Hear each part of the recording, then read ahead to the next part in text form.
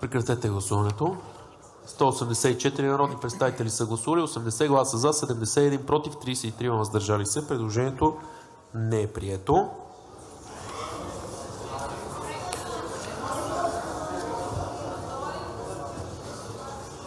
Има ли желание за прегласуване или не?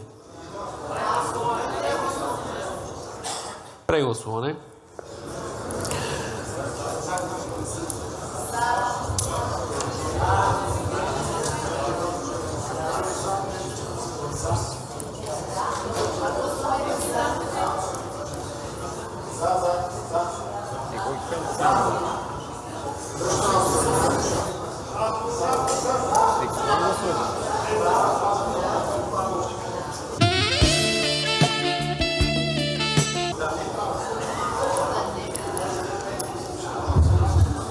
Прекратете гласуването.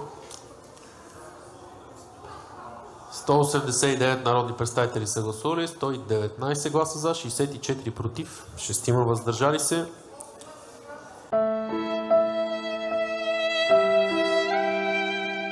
Предложението е прието. Как стана така, че депутатите ви си промениха гласуването в рамките на секунди? Защото ние имахме тогава погрешно гласуване. Случва се понякога. Има моменти, в които се объркваме. Когато си разкриеш тактиката в един момент заради някакъв трол в интернет, не е много хубаво.